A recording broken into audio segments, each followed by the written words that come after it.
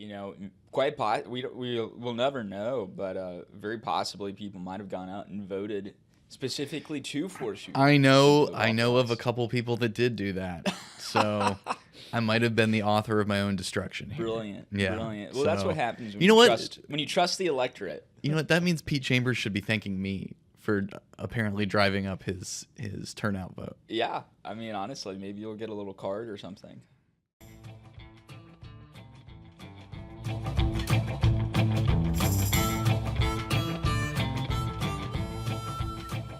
Good morning, everybody. This is Brad Johnson, co-founder and reporter at Texas Bullpen, and I'm joined, of course, as usual, by Jonathan Ritchie. Ritchie, how's the week been? The week has been a month, I think we could say. It has been action-packed, drama-drenched, and just a wild whirlwind of shattered dreams and hopes and stories and elections and wins and losses and the whole shebang. I mean, it has been such a perfect little capsule of Texas politics this week. This is the first election for you back as a reporter. That's after right. a couple-year hiatus. That's right, yeah. You enjoy getting back in the mix of it? It's fun not having all of your hopes and dreams riding on an election. You can just enjoy it, Well, I had some hopes and dreams dashed. Oh, yeah, you this did. week because I made a foolish bet that has since become Come home to talked roost. about across town. And yes, my chickens have come home to roost. I am going to have to do the Waffle House challenge because I made a silly prediction that Doc Chambers would not get 10%, and Lo he and got behold, he 11%. I think 11.2 last I 11.2, checked. whatever. Oh man, that was rough. It was fun watching all the results come in, the election, and there was that I kept looking at the corner of my eye, and it just my heart kept sinking. And it's definitely become probably the biggest story from election night in Austin. I mean, people are really excited. The buy-in on this is huge. Yeah. And we'll never know, but very possibly people might have gone out and voted specifically to force you. I know over the of Waffle a couple people that did do that. So I might have been the author of my own destruction here. Brilliant. Yeah. Brilliant. Well, that's So, what happens when you know what? when you trust the electorate. You know what? That means Pete Chambers should be thanking me for apparently driving up his turnout vote. Yeah. I mean, honestly, maybe you'll get a little card or something. Maybe I'll get a tour of his mobile home. Maybe he can come and join you at the Waffle House. Oh, that would be interesting. I think we're going to be facilitating some fun guests to come in. We've already had a few people that have asked to come join me for a stint in the Waffle House. So we'll try and make this a bit of a spectacle. And this is where, maybe we should go double or nothing on this. Oh, God. And, and see, this is the problem. You started making bets with a guy from East Texas with a long line of a certain type Degenerate of- gambling. Yeah, degenerate energy, You said the other day that you thought you could only eat 7 waffles over the course of 24 hours, which only reduces your time by 7 hours, which means you still have like a lot of waffle time in the, you're going to turn that Waffle House into a waffle home by the time you leave. Mm-hmm. I was shocked that your number was so low because I feel like How many do you think you could eat? I think I could put away like 14, 15. I think I would crush that stuff because I just want to get out of there, so I just lock in and put my mind to it. You're just built different? Yeah, That's what you're saying? When I am built different. That's true. Okay. That's true. Many people that's what people say about me. And I just think you will eat more than 10 waffles over the course of it. Okay. I'm not betting on this. I'm already in way too deep. I am cutting my losses. I've never been a gambler, and maybe there's some wisdom in here in Texas preventing the legalization of casino gambling to save me from myself, because clearly I do not have a good track record here. There's that old song, you got to know when to hold 'em and know when to fold 'em, and you just screwed the pooch like out the gate. I mean, like the first time you just step in it. And I mean, like the Waffle House Challenge, that's a serious thing. Oh yeah, like that's it's business. So we're looking forward to that. We'll get that set up and scheduled. Probably before the runoff. Definitely before the runoff, because I want you to make another bet going into the runoff. Oh God, no, your turn. It's your turn this next time. Yeah, I know. Everybody was really giving you grief, not only because you lost your bet, but the fact that you didn't make me have a side of it. It was all one-sided, and that's why I took the deal. I was in a fit of rage, and I wasn't thinking clearly, and clearly haven't read Art of the Deal. No, clearly not. So, we are going to talk about the rest of the election, and we'll get to our takeaways and just run through some of the results. And there were some surprising results. Another part of this is that our predictions there were a lot of our predictions that were off. Yeah. Because various reasons, including polling being way off in a lot of races. So we'll get to that. But first, we want to touch on the tragic Austin shooting that occurred here in town. When was that? Early Sunday morning. Run us through what happened and what we've learned since. Yeah, so obviously a very horrible tragedy, and our prayers and condolences obviously go out to everybody that was affected. So far, there have been 3 victims who have passed away, and then obviously the shooter is dead as well. But from what has been released, and the investigation is still ongoing, but there was a Nigerian man who was a naturalized citizen, drove up to Buford's on 6th Street, and rolled down his window, started firing into the crowd. And Buford's a very popular college bar. I mean, it was very much packed, and this is probably right around closing time. So started firing shots into the crowd, then drove around the corner, parked his car, got out with a rifle, and was walking towards Buford's to presumably continue the shooting. And Austin police responded in less than a minute, took him down, killed him, prevented any further tragedy. And I think 14 people were wounded. And then obviously this ignited a massive discussion nationally over it, and we're going to continue to have debates and things on that nature. But I think some people are still in the hospital. I think Buford's is actually reopening today. Okay. And all of the proceeds and things through the weekend are going to like a charitable fund, I think, for people that were affected by it. And so just a horrible tragedy. I mean, Buford's a place we've gone. Almost anybody in Austin's gone before. I live like a block and a half away from there. Mm-hmm. Wasn't home at the time, but just a horrible scene.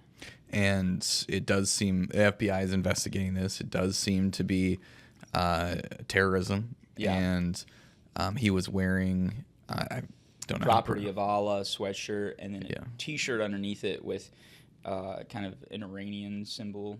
Wasn't the flag? It was kind of the flag. It was like a stylized design of the flag, I think it looked like. Clearly a response to the U.S. Actions in Iran and killing the leadership of the Iranian Republic. I use that in air quotes. Yeah. But we haven't seen anything else since, which thank God. But they're going to continue investigating this. And like you said, our thoughts and prayers go out to the victims, their families. There was one member of the Capitol community whose brother was killed. An awful situation. So I guess we'll find out where the investigation goes and what all they find with this and how deep it goes, or if this was just one guy that decided to take up arms in response to some and the police foreign released policy action. Body cam footage, I think, yesterday. And, I mean, again, just the police officers responded so quickly, so efficiently, so professionally, and I mean, definitely stopped worse massacre from happening. Well, and I guess we'll just add one thing on the impressive marksmanship by the police. They had pistols, and they were shooting at a guy who was holding a rifle, and that is not exactly a great matchup there. Now, the other side of this is we're lucky that guy was not a better shot. Yeah. Because do we know how many rounds he fired total? I haven't seen a total number on that. Okay. Obviously a lot of people got hit. Only 3 people died.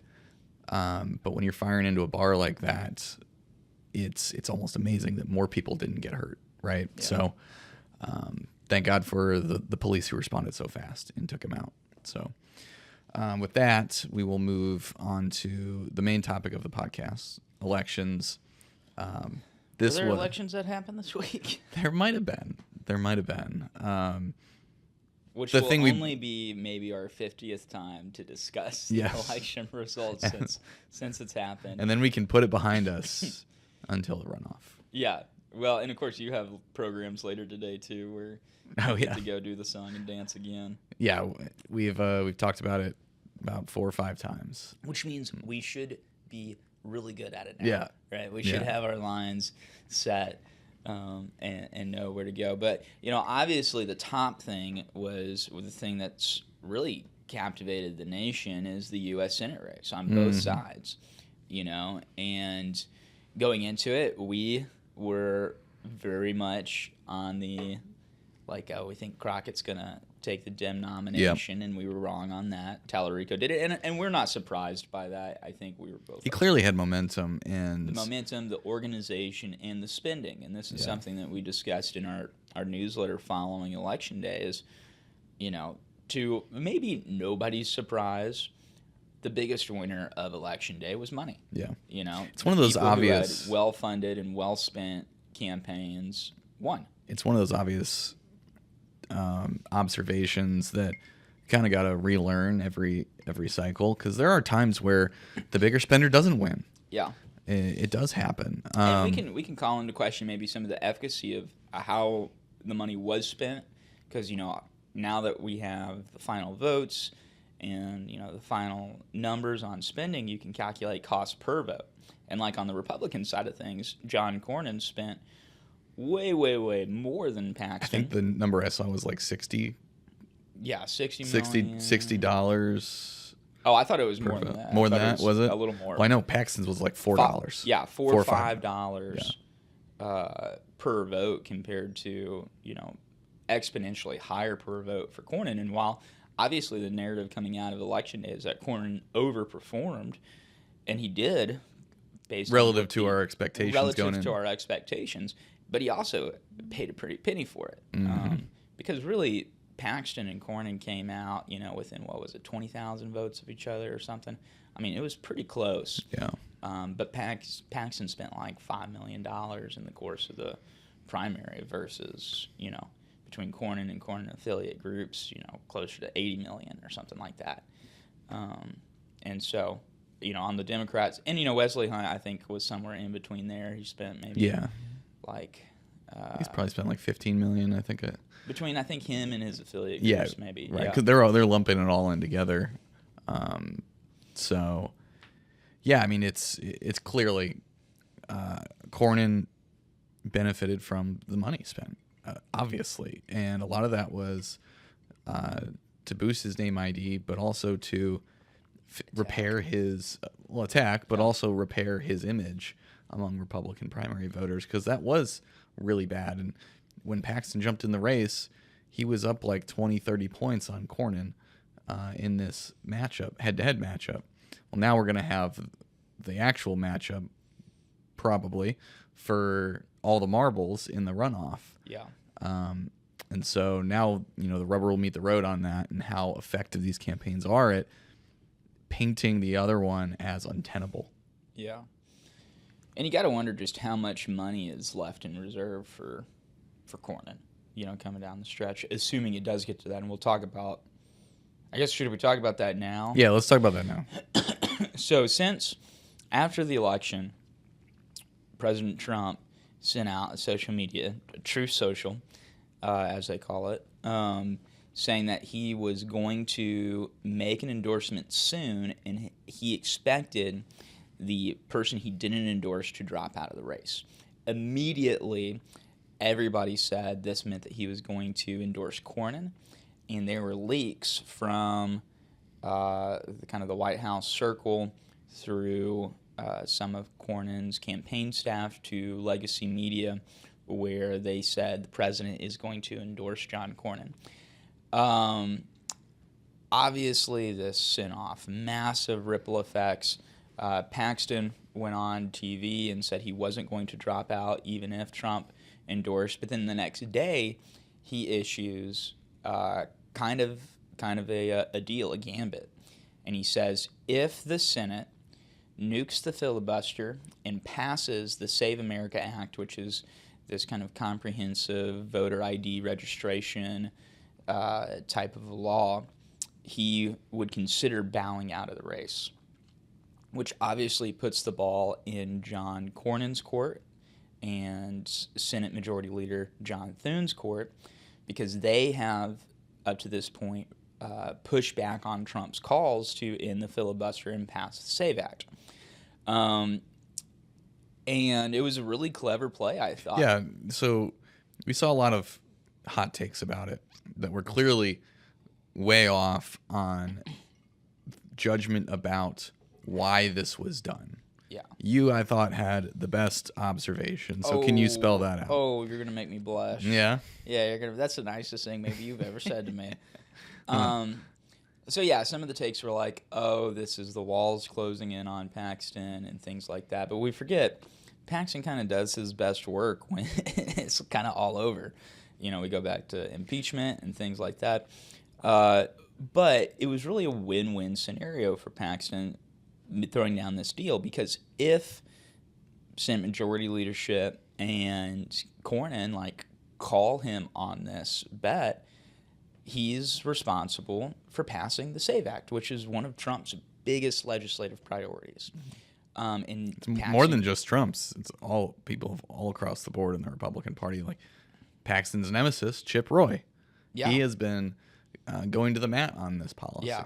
And so if Paxton, in making this deal, gets the SAVE Act passed, he gets to ride off as a hero, you know? He'd be the most influential senator who's not even a senator, right? Yeah. He got the Senate to actually, do what the president has been really trying to force them to do for months. On the flip side, if Cornyn and Senate leadership don't pass it, then this gives him a reason to continue in the runoff, even if Trump does endorse Cornyn. Then Paxton can say Cornyn is, XYZ, the ads write themselves. And Cornyn's response to Paxton was kind of circumtuous. He was just like, I will say what I've always said. I support this, bill and urge my colleagues to pass it. It's like, all right, well, that you didn't say you would nuke the filibuster or anything like that. So it's interesting to see there are rumblings out of D.C. in the rumor mill that leadership is considering sacrificing Cornyn and not making the play. And then Trump came out today, or was it last night? I think it was this morning in an interview, and said, while I said that the endorsement was coming soon, I'm not going to do it until the SAVE Act is passed. He's walking back what he was saying. Walking back, but also it seems like the gambit worked, Paxton was able to push and delay the imminent endorsement, and now gave Trump a leverage tool and tied his endorsement or an endorsement in the race to the SAVE Act, which has been an uphill climb in the Senate. So, howdy everyone. We'd like to thank the sponsor of today's podcast, the Lowy Law Firm. For over 20 years, Adam Lowy has helped injured Texans recover and heal. From car accidents to dog bites, Adam Lowy is there to help and gets results. Go to loweylawfirm.com to find out more and get a free consultation. Adam, of course, is very well known on Twitter for his commentary and observations on Texas politics, so be sure to give him a follow as well. Thanks to our sponsor, the Lowy Law Firm. And of course, the reason that we're having this conversation is that James Tallarico won, and he was the one of the two candidates that Republicans feared being top of the ticket for Democrats in Texas. And the game theory is that John Cornyn is such a significantly better candidate, November candidate for Republicans to top the ticket, that they then would not have to spend $100 million to keep the Texas Senate seat and could spend that in other battleground seats. Yeah. Now, Paxton contends differently, and he says that he would be just as fine, if not better, of a general election candidate. But that is not the observation being made by a lot of Republicans here in Texas, but also the machine in Washington. Yeah. And so they're trying to figure out ways to mitigate the damage in this runoff, both in the Senate race, but also a lot of these other contested House races. And we saw what happened with Tony Gonzalez, and we'll mention that, talk about that at the tail end of the show. But there's a lot of activity in the White House in D.C. right now to try and reduce the number of expensive, competitive Republican runoffs so they can, at least to the extent they can even do this, unite and get ready for November. Because everybody knows this is, for Republicans, going to be a bad cycle. The question is, how bad? And the reason Trump came out after the election and said what he said about endorsing one and asking the other to step out is because they do view Cornyn as the better November candidate, but also Cornyn outperformed what the expectations were. You know, if Cornyn loses by 8, 9, 10 points, but makes a runoff against Paxton, I don't think this happens. No. It was the fact that Cornyn rebounded so well, again, compared to what we thought he was going to do, that Paxton looked weaker as a candidate coming out of the primary. Because the expectation was, oh, he's a comfortable first, and he did not even finish first. Cornyn finished in first place by 1%. So, a lot of changing calculus here by the White House and by the rest of the figures in D.C. that's causing a lot of haphazard, changing constantly decisions as we... Yeah. And on both sides of the political aisle, I mean, I was reading a report that said, Senate Democrat leadership is slow to back money behind Tallarico because if Cornyn is the nominee, then, they don't want to spend all that money in Texas just to lose again. And so maybe the Washington money bags won't come in for Tallarico if it's Cornyn and stuff. So, for every one action, there's like a million different sliding scales that happen. And of course, I think both parties going into November, however things work out, are going to have to do a lot of work to repair their coalition. Because with Tallarico winning over Crockett, there were a lot of hurt feelings in that primary, and then also with kind of the mix-up of the Dallas polling locations where people were going to the wrong precincts because of the shift to, paper ballots and stuff by the Republicans in the county. There were, and again, like, if we look at the demographics on voting, like, it was a very divided Democrat voter base, and they're going to have to, and this is something Tallarico has acknowledged, kind of try to repair that coalition if they're going to have any shot in November, and that's going to take a lot of money for just the campaigning purposes. And then on the flip side, the Republicans will as well. And if Trump comes in and tries to force Paxton out of the race, ultimately, that's going to hurt a lot of feelings in the Republican Party as well. That's the other thing I don't think people are considering enough is the deep-seated wounds that the avid Paxton base would have if that happens, if Paxton is actually forced out. Yeah. And it's a fair question to ask, do they show up? Even if this is, democracy on the line with James Tallarico as a surging Democrat in the state. Because if even 3% of Republicans decide to just walk away from the polls in November because, they're mad about whatever happened or who the nominee is, like that would be real bad. Well, in either way for them, one Senate seat is not really the gambit here. In the grand scheme of things, one Senate seat is probably not going to matter a bunch.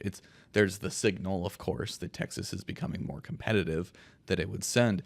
But practically speaking, the more tangible result, if 3 to 5% of the Republican electorate does not turn out, is the effect down ballot in the Texas House, mainly, but also the U.S. House. I mean, it is possible if things are really bad for Republicans that they have a net loss of 2 U.S. House seats. Nobody would have projected that. Especially after redistricting. It's like we've added 5 Republican seats, and if it's just. And I'm getting to that number by, let's say, everyone has said that the 32, Texas 32 is going to go Republican, and I think that's probably the case.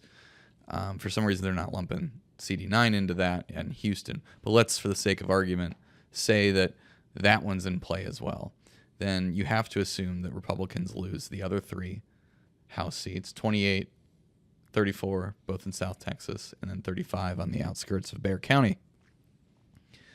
But then, if that is that much in play, you, as a Republican, risk losing Texas 15, and you risk losing CD 23, which is the Gonzalez seat now that Brandon Herrera is the nominee there.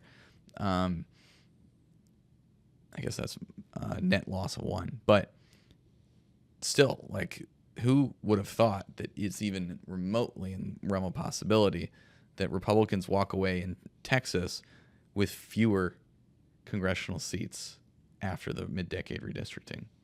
Yeah. I would not bet on it. Clearly, I'm a horrible gambler anyway, but it still is possible. If things are that bad for Republicans, and if the theory about Paxton v. Tallarico, it just accentuates the troubles for Republicans, then if that's correct, then you have a lot more seats that are either impossible to get or lost entirely for the majority party in the state. So, I think we want to touch more on the Democratic contest, or we beat that horse to death? I think we can slide on down. Okay, let's go to other statewides.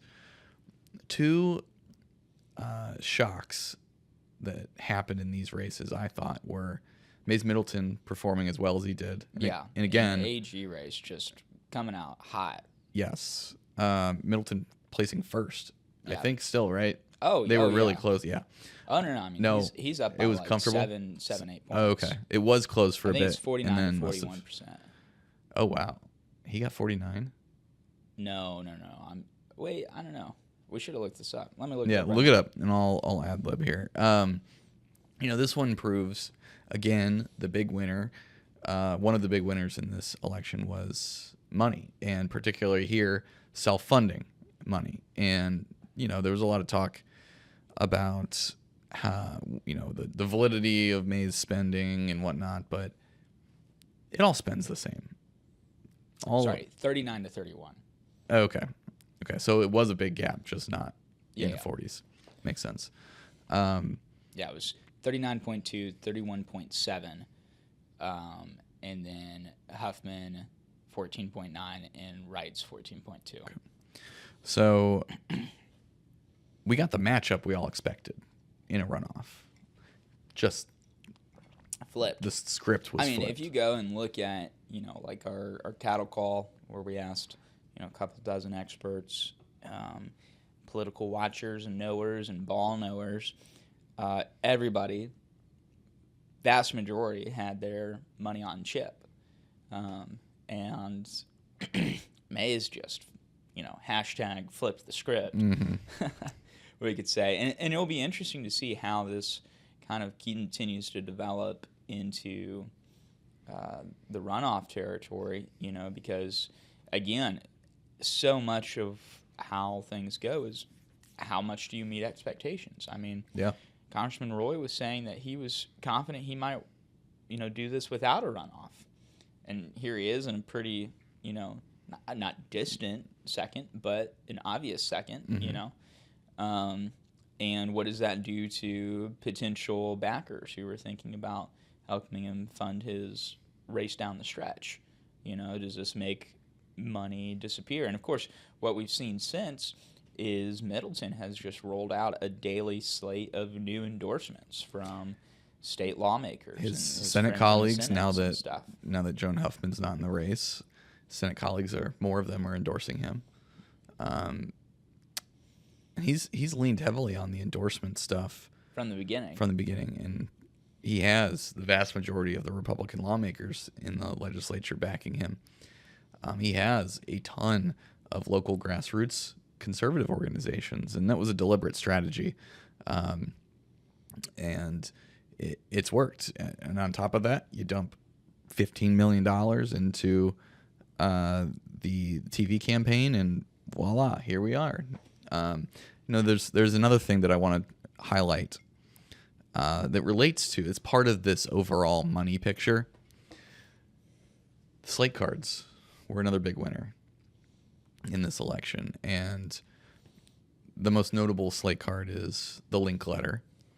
Candidates who are on the link letter, and the reason the link letter and other similar slate cards are important is that voters can, because they're not paid for by campaigns, at least directly, voters can take them into the voting booth with them and use it as a cheat sheet. Yeah. So the candidates that were on the link letter: John Cornyn, Mays Middleton,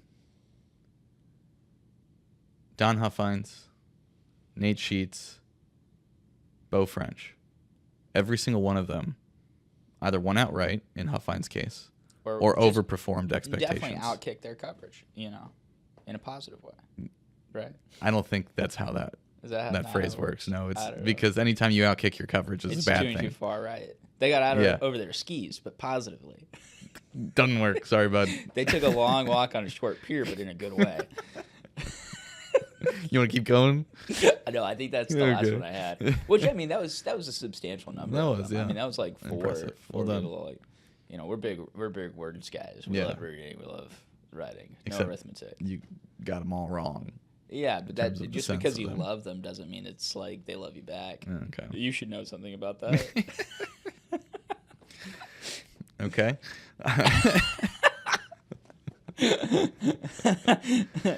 Anyway, back to the slate cards. So, slate cards, great plan. Well, how take the link letter, the amount of money that was spent on this. Which I'll say, this year was the first time I ever actually received the link letter. Oh, you did? In my mailbox. Nice. Yeah. I'm glad you informed me of that and sent me a photo of it, or brought it in for me to look at. I kind of just assumed if I was getting one, you were getting one. Well, yes, my house did get one. Then why are you giving me a hard time over this? Because you didn't know if I would have or not. That's true, I guess. Apparently, we don't talk enough. Yeah. We actually don't communicate. This is just a communication session, and everybody is like listening and following along as we work. This is when we do our brainstorming right here. We work through our problems. Yes. So the way it works is, I think we might have mentioned this on a previous podcast, but the way it works is Terry Lowry, who runs the link letter, approaches the campaign and says, "Hey, you've been endorsed by the link letter. Do you want to buy an ad slot?" The campaign says, obviously, yes. And they pay the money, and then the ads run as an endorsement in the pamphlet. It's not directly pay to play, but it is very much indirectly pay to play. And pay to be around. Yeah. So it's... And that's not the only slate card. There are No, other there are a slate bunch of cards. others. They're very much kind of, at least used to be a much more regional thing where you Yeah. have one up in, DFW. And there's nothing illegal Houston. about this. Yeah, absolutely. Yeah. And in fact, we saw, more development in kind of the slate card game earlier through some of these other packs Yep. and stuff like that, which we've talked about. Well, and if we did see the finance reports for those packs, and you see the same names over and over again. Huffines, I think Middleton on some, Nate Sheets, and Beau French. So that strategy worked very well. And Terry Lowry's checkbook is going to be very happy down the road in future cycles because of how well this worked out. Yeah. In terms of the results.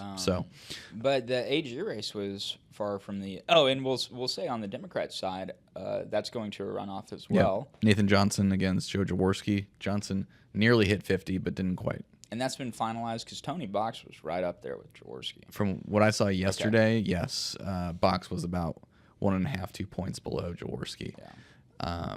Still very close. Yeah, another guy who outperformed. Yeah, outperformed the polling. Yeah, and we'll say a moment, the polling, and, I'm so happy we're not pollsters because it sounds like it's one like of the being most a weatherman. difficult jobs of all time. And no matter what you do and how hard you try, it's always going to be, not wrong, or people are going to be upset about it. But it was all over the place in this race. And, one of the final polls going in to the election was, had Jaworski up at almost 50%. Yeah, in above. Race. Well, the UT poll, that's the one you're talking about there. The irony here is the numbers were pretty close, just with the wrong name behind them. Yeah, yes, but on the other side, on the Republican side, they were the ones that actually had Middleton performing the best. I think he was still in that one 2 points behind Roy. But it was the first one where they were like, "Oh, yeah, interesting." Yeah. So and that's one of the things. Even if the poll gets one of them totally right, it's a different set of people, different set of respondents. Yeah. Being a pollster's got to be one of the toughest things. Oh, things. absolutely. I was talking to a consultant yesterday. He was telling me, first of all, it's getting really hard to figure out what a likely voter is, especially as you have a bunch of new voters coming in. It's hard to know who that is. We saw this problem in 2016 play out. Trump expanded the electorate, one of the few people who's been able to do that. So you had a bunch of people who you have no idea what their profile is. They have no voter history to base modeling on.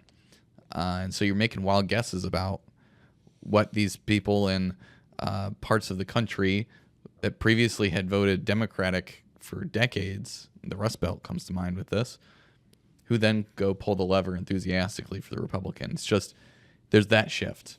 But the other thing is, the more logistical, technological one is, it is harder to reach people because we all have cell phones, and that's almost all we use right now. The landlines Ironically, right? It's harder to reach people now that we're so reachable. Yes. Well, because people don't answer the phone if they don't recognize the number.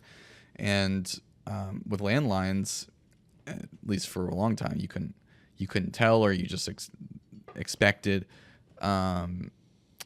you expected numbers that you didn't know, or numbers that didn't have a caller ID on it. And a landline. Let's explain that for some of our younger viewers. Oh, do I need to explain this to you? Are you that young? No, we had a landline. Okay.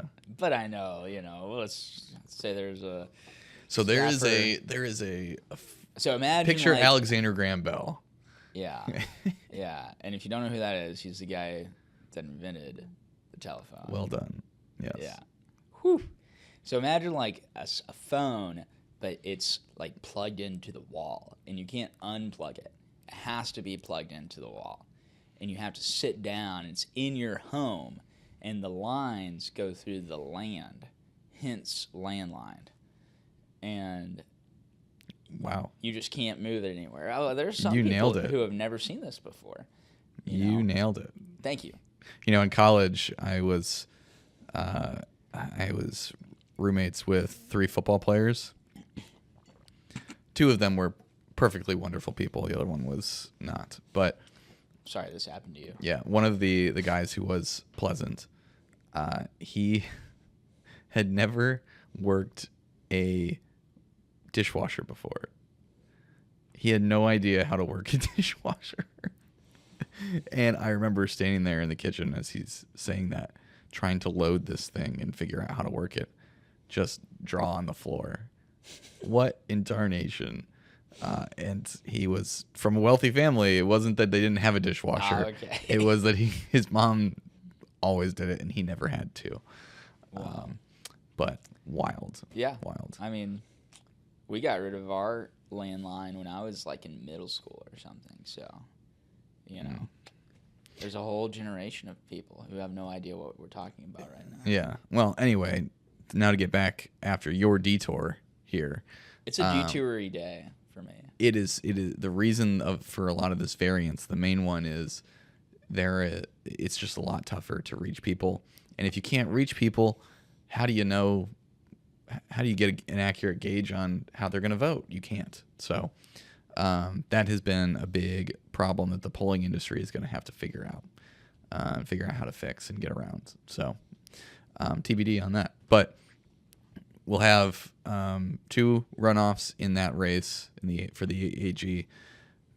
Another one that was, I wouldn't call this a total shock, especially because of the percentage that he won by. But Don Huffines won outright the Republican nomination for comptroller. And I think that shows that the Trump endorsement didn't really matter in that race because that came down on Friday. Well, and this is something that we'll talk about, and really the post-mortem on all of this, especially after the runoffs, is going to be fascinating because you had really, I think maybe for the first time, like a lot of the major players, both nationally and in Texas politics, endorsing against each other, backing different horses in the race. You know, because you have, in the AG race, you had Ted Cruz endorse Chip, and Chip fell short of Mays. But Ted Cruz endorsed Huffines in the comptroller race, and Huffines ran away with it. Also, you had, and then, you know, Abbott endorsed Kelly Hancock, who, while he surged towards the end there and managed to get second, which all the polls had him coming in third, throughout the course of kind of the lead up to early voting in Election Day, you know, Hancock didn't make a runoff. But then in the AG race, you have Abbott endorsed Sheets have this maybe the most surprising result, the political unseating of long-term incumbent Sid Miller, who did have a Trump endorsement, but one that came very late at the same time that the Huffines endorsement came in.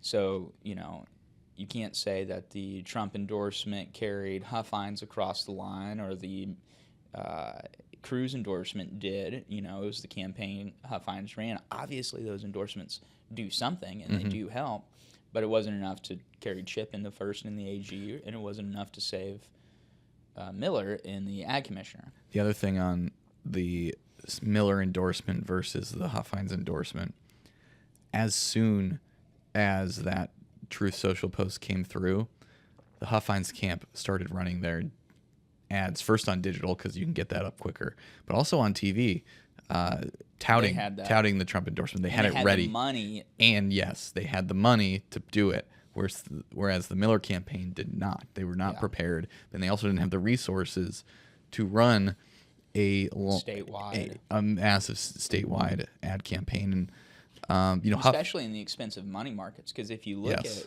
that ag race, which again, you know, and we'll keep getting into it, you know, Sheets won most of the major urban areas, while rural voters stayed with Miller. But they didn't stay with Miller to the extent they have in the past. Yeah, that's true. And so that is a big reason why Miller not just lost but lost by such a large margin. Yeah. It was maybe 6 points? It's like 52 to 47-ish. I thought it was like 53, 54. I don't know. But it wasn't razor thin. Yeah, it wasn't right? super duper tight. So yeah, undoubtedly that was the biggest shock of the night. I don't think anybody projected that. Yeah, well, I mean, if you looked at all the polling, again, going back to the polling not being something that you can just hang your hat on, it all had Miller not just leading Sheets, but demolishing Sheets. And if you talk to anybody who was involved in politics, the vast majority of them were like, "Yeah, Miller's gonna win." And he's faced stiff challengers before, and always run away with it, and it finally caught up with him, I guess. This kind of just hit me, but Sheets and Tallarico are very similar. And both those races were very similar in terms of Tallarico and Sheets ran well-funded professional campaigns, whereas their opponents, Crockett and Miller, did not have the operation, did not have the presence that those two did. And a big reason is that Tallarico and Sheets had more money to spend. And so Sheets was able to get on all these slate cards. Tallarico was able to run TV ads constantly. Crockett did not have that kind of money. It never came in for her. She had some money and she did run some ads, but the ratio was like 4 to 1. It was very lopsided. So those two seem not exactly the same, but pretty similar case studies in how to view and how to judge this election cycle. Yeah, and I think it's maybe a little bit of a corrective because, obviously as technology advances and new methods of communication, and we kind of had the social media boom and stuff like that, I think everybody was very much thinking that the way that campaigns worked, successful campaigns, was going to change pretty substantially. And they certainly have changed in major ways. But I think Tuesday really showed that the fundamentals are still very important. Absolutely. Another observation was made to me. I didn't come up with this, but it was a really good one. The difference between Don Huffines' 2026 campaign and his 22 campaign was Huffines himself was not really made, his personality was not made the centerpiece this time around. It was a highly, highly name ID campaign. And he had the money to do it. Alan Blakemore was running the operation this time. And first of all, Huffines was not going up against Greg Abbott. So that is a significant difference. At least he was not going up against him head to head. He was going up against his endorsed candidate. So that is different, stipulated. But the Huffines campaign was more measured in how they presented him. And they stuck to slogans that worked very well. And I don't recall ads that had him talking other than to say paid for by or approved for by. There might have been some here or there, but not to the extent we saw in 22 that I recall. So a bit of a adjusted campaign strategy focused on the Huffines name versus the Huffines man. Yeah. But these things matter. These tactical changes, a slight tweak here and there matters. It really does. Focusing on the fundamentals and then playing to your candidate's strengths and not, giving room to their possible weaknesses. Mm-hmm. It's just so fun. It's been really fun talking to a lot of the different consultants since it, and everybody kind of swapping notes on how it goes. It really is, such a... The gamemanship is very, very interesting, and all the strategies and tactics and adjustments and how they're sliding the scales and things and making the adjustments. We both very much like sports, and it's in a lot of ways is very sportsman-like. Oh, absolutely. And it's fun to watch and analyze. And there's a lot of stuff to take away, and no one race is just like the other, and there's different dynamics in everything. Another one that was really fascinating was the primary for SD3.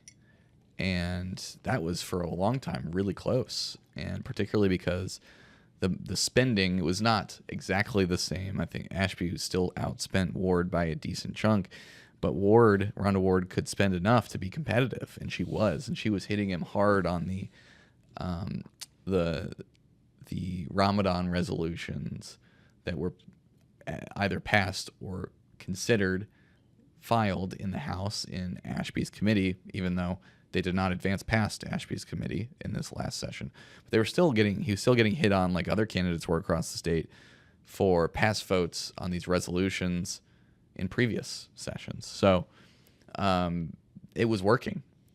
And the Ashby camp was not feeling great for a while. And all of a sudden things changed. Something flipped.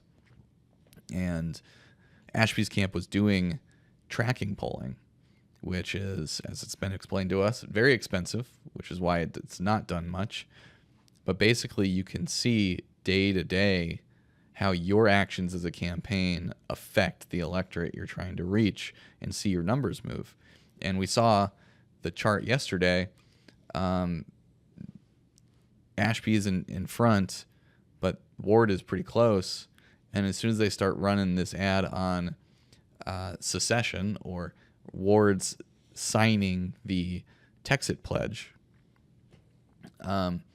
you can see the numbers just depart, and Ashby goes way up, and it remains way up for the rest of the cycle, the primary through election night. And that's why Ashby won by such a margin.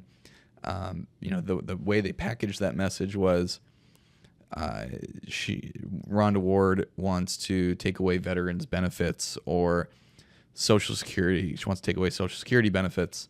Of course, she's never said that, but the implication is that by Texas seceding from the Union, if that were to ever happen, you would get detached from those programs that people have paid into. So it worked. Whether it's a fair hit or not, different debate, but it worked, and it worked to a massive effect. And now Ashby's going to be a state senator. So that was an interesting race there. Any other statewides that you thought, or railroad commissioners going to a runoff, and we mentioned Beau French outperformed expectations and by a lot. He finished first.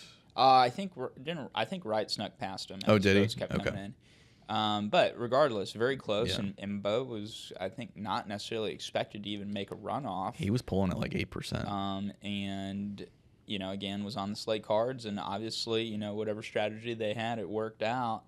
So that's going to go to a runoff as well. Just wanted to note that one. And then, that's going to be that one. I'll add one more thing on that. There's going to be a very interesting dynamic where you have the entire oil and gas, or not the entire, most of the oil and gas industry funding Jim Wright's campaign because they very much do not want Beau French on the Railroad Commission. The exception to that is Tim Dunn and similar allies because, Dunn, that's how he made his money, is oil and gas. But we've already seen a lot of the, standard industry, the more legacy type industry, finance Jim Wright's campaign, and now they're going to do that even more, I'm sure. I mean, they care about that race a lot, as does Dunn. That's why he's putting so much money into French. So the Railroad Commission races are always super weird, and this one is an example of that. But there will be a lot more money spent through this runoff, for sure. It's definitely one to watch. Democrat Lieutenant Governor going to a runoff? That was interesting. One thing I did notice over the weekend when I was looking through finance reports, there was actually a sizable independent expenditure made for Marcos Velez, who's the second place. Now, he finished a distant second. Vicki Goodwin, state rep. She nearly hit 50, but did not, similar to Johnson. And Velez is a little-known candidate. He had gotten a lot of flack for, in a newspaper endorsement interview, he did not know his state rep or his state senator. He also didn't know that redistricting only occurred with the U.S. House districts, not the state legislative districts. So there's just a knowledge gap there on just basic political stuff, and he got hit for it a lot. On the other hand, though, he is a union guy, blue-collar union guy, and I believe he got endorsed by one of the big unions or they didn't endorse. They stayed out of it, I think. No, they stayed out of the Senate race. They endorsed him over Goodwin. I think it was the Public Workers Union. And that was interesting. And now the table resets, the chessboard clears for the runoff. But if Goodwin wins, you're going to have a very Austin-centric Democratic ticket. Yeah. You'll have Tallarico at the top, Gina Hinojosa for governor, Goodwin for lieutenant governor, Sarah Eckhart for comptroller. Basically, the only others are AG, either Johnson or Jaworski, and then the candidate for ag commissioner, Clayton Tucker. So I don't think we've seen that before. Such a one geographical centric ticket, but who knows? Who knows? Fun to watch. Yeah, I can tell we're losing steam here, but I'll touch briefly on the U.S. House or the state house because those were big elections. A couple of upsets on both sides of the aisle. Yeah, so one that we talked about a lot, Ken King, he won by 10 points over John Browning. Turns out the flood of money that came in for him worked. Shocker, right? Who would have thought? I know. More at 5. Money works. And then you had 2 incumbent Republicans, 3 incumbents, 2 Republicans, 1 Democrat lose. Cecil Bell in Montgomery County, Stan Kitzman in Fort Bend and outside Fort Bend County. Both are the 2 Republicans that lost, and we knew going in that things were dicey for them. Bell, his name ID was so bad, especially for being a 10-year incumbent. It was down in, from what I heard, in the teens, which is wild. Compare that to Mark LaHood, who is a freshman lawmaker seeking his second term, and his name ID in his district was 90% going into this race, and he won 75-25. So obviously a different set of contexts and a different district, but still your name ID should be bigger than that if you're a 10-year incumbent. Then you had probably one of the other bigger shocks of the night, Chris Turner losing to Junior Azonu, I think that's how you pronounce his name, who's a local city councilman in Grand Prairie there. A young black man. He was also temperamentally significantly more progressive than Turner.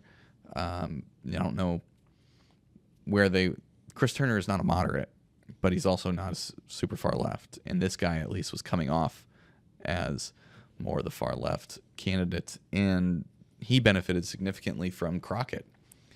The turnout in Dallas, in the Dallas area, particularly among black voters for Crockett, and from what I heard, he was handing out pamphlets that had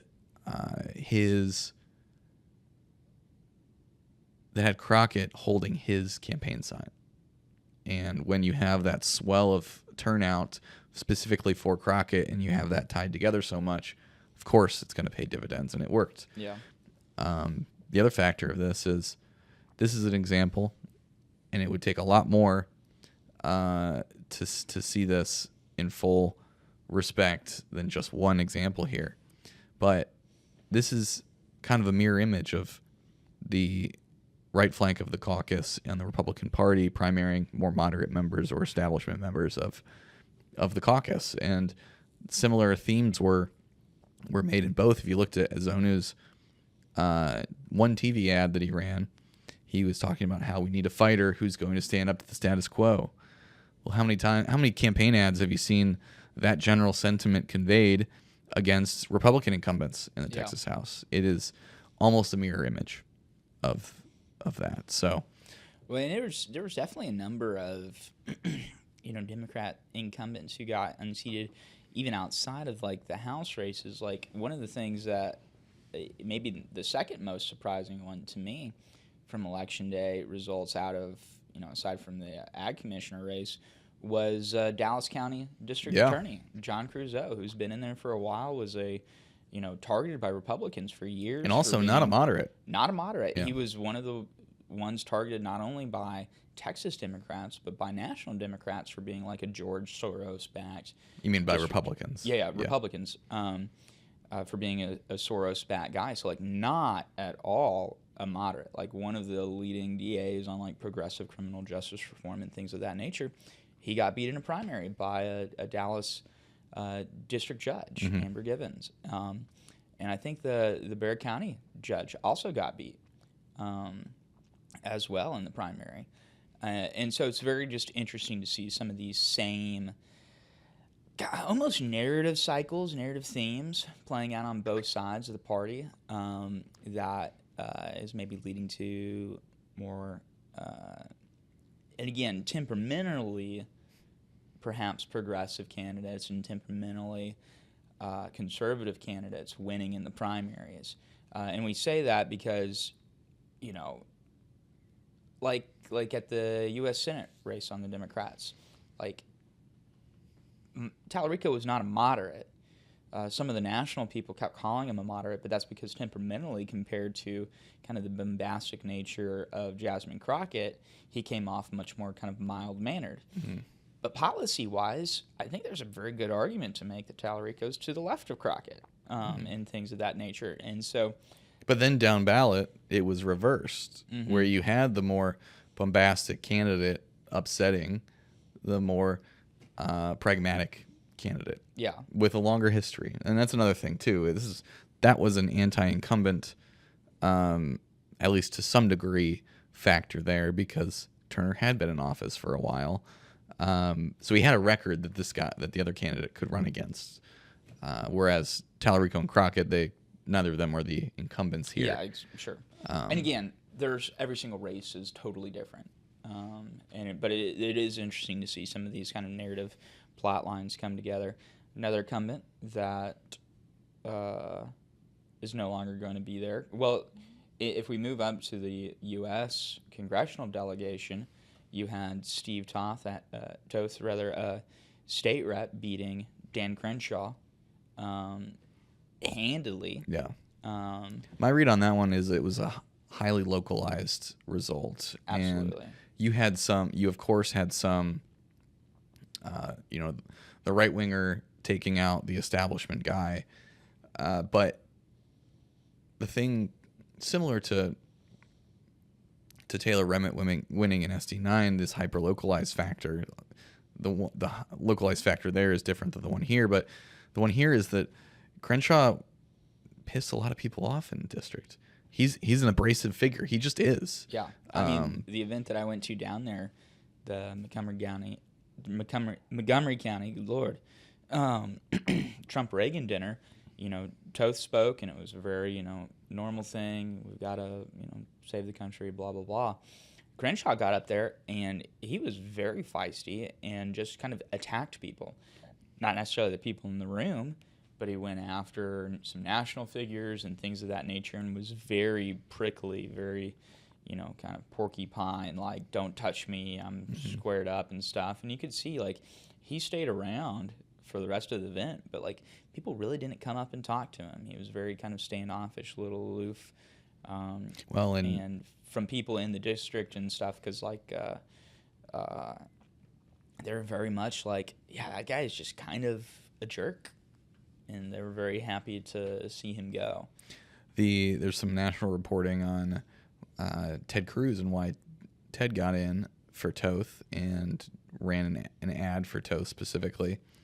There was apparently a confrontation in an airport between Cruz and Crenshaw accused Cruz of working against him in his primary.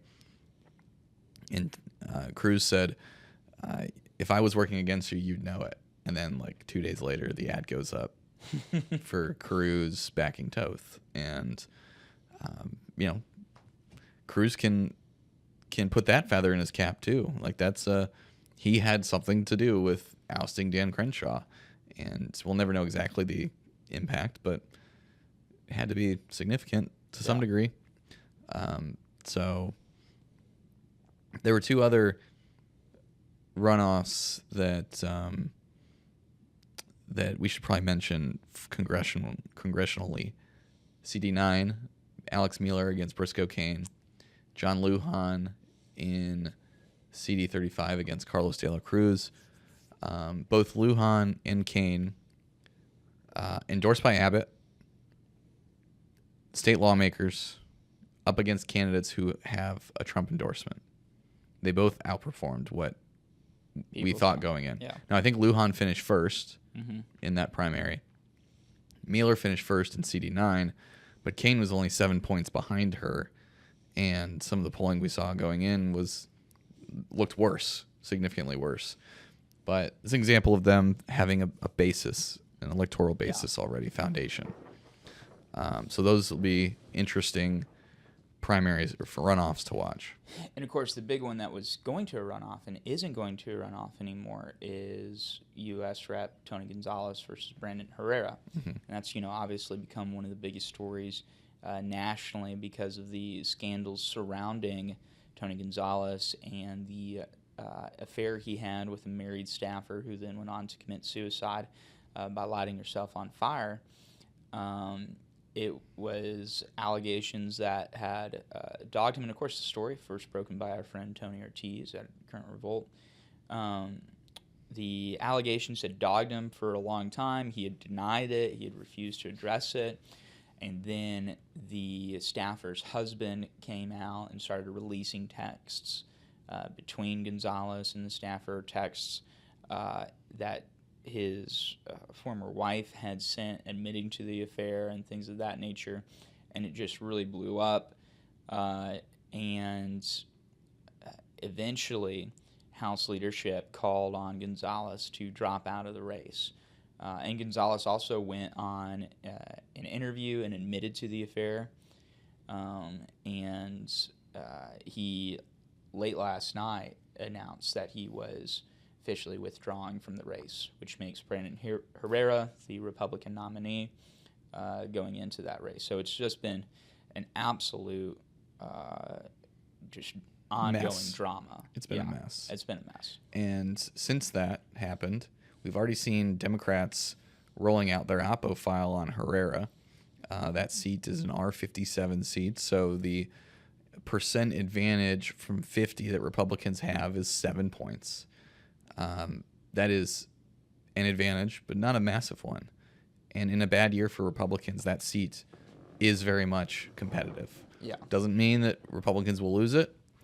There are others that would be tougher to keep, but Herrera is a controversial figure for different reasons than Gonzalez is. Gonzalez is now controversial because of his personal foibles.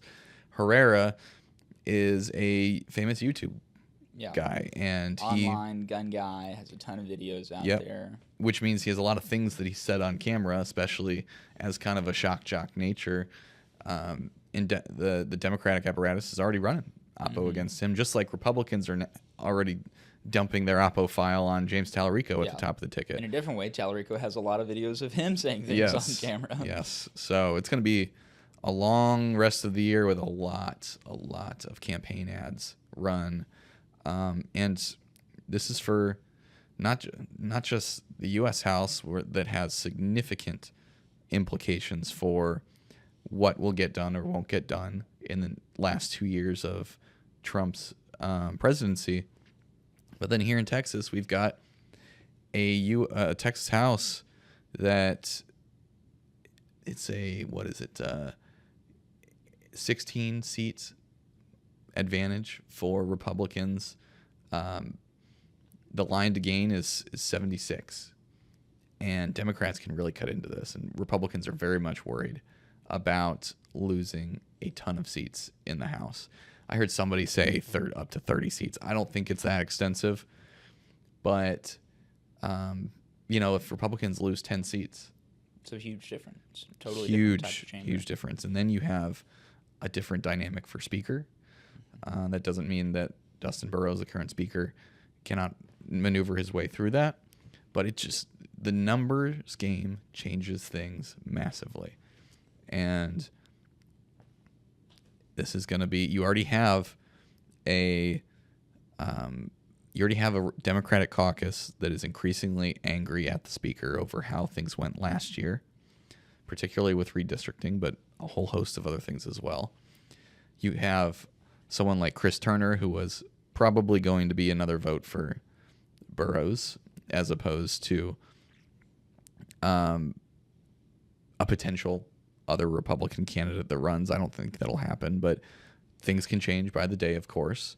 But you had at least one candidate who had voted for Burrows last year for speaker lose to a candidate who is almost assuredly not going to vote for Burrows or whoever the Republican is. So things are shifting, and they will shift significantly more if Democrats flip a bunch of seats in the Texas House in November.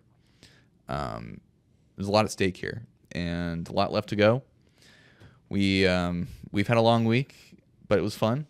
Oh yeah, so are they all. Long and fun weeks. Yes. Can we get a short and fun week? I don't think that'll happen anytime soon. I don't know.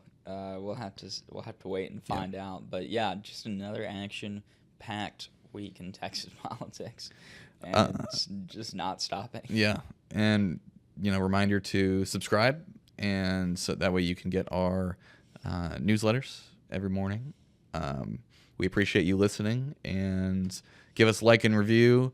If it's good, if it's bad, then just refrain. Just move on. Go to a different podcast. But we appreciate you listening, and we'll catch you next week.